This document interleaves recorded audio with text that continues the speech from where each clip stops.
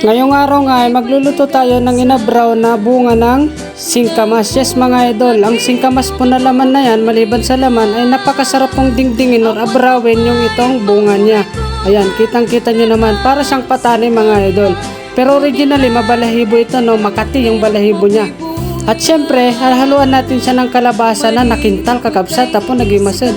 Dahil nga nung isang araw ay namalengke tayo mga idol sa Bambang Public Market. At syempre, sariwang-sariwa mga gulay sa aming palengke mga idol, Nueva Vizcaya. Tignan nyo naman yung singkamas, 20 pesos po yan.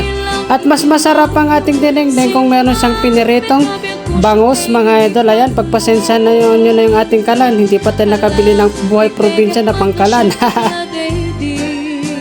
Gaya nga ng sabi ko, kailangan linisan ninyo itong bunga ng singkamas dahil mabalahibo ito. At pagkatapos nyan, kailangan yung dikdikin na ganyan. Dahil yung nasa gitna niyan ay medyo matigas. Ito po yung tinutukoy ko. Yung bandang nasa gitna niyan na laman ng mga buto, matigas po yan. So kailangan natin siyang tanggalin. At syempre sa pagluluto naman mga boss idol, pakuluan lang naman natin una itong singkamas dahil medyo matigas siya. At dahil nagkulang yung bagoong natin ginamos, bagoong ginamos lang, at syempre yung bawang natin. At habang pinapakuluan na yung ating singkamas, ilagay nyo na natin yung ating piniritong bangus syempre. Para manuot ang lasa at lama, ang namnam ng taba ng bangus. Ayan, tignan nyo naman mga idol.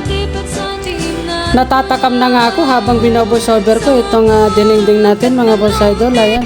At syempre pagka malambot na yung ating singkamas, halo na yung ating kalabasa po. Nagkintalati kakabsat ya. Talagang presa po. Nagapo dito, palengke, iti Nueva Vizcaya, dito kakabsat. Ayan, nakintal, ibig sabihin po, talagang makunat-kunat po, napakasarap. Ayan, at tali kayo at samahan nyo na akong kumain dito mga boss idol. Ayan, talagang yung buong ulo ng bangus ay sasarilihin na natin yan. Tignan nyo, napapalunok talaga tayo. Ayat kan, umay kayon kakabsat, ng Ilocano, tamangan tayon, kadwaindak nga, mangantata po, nagimas talaga dito kakabsat ya. Okay, sa lahat po naman hindi pa nag-follow dyan, mag-follow lang kayo. Thank you very much sa inyong lahat. Dati may sa ulo nga bangus na pinarito kakabsat. Siyempre dati kwata na ito, may karabasa na pinat. Ayan.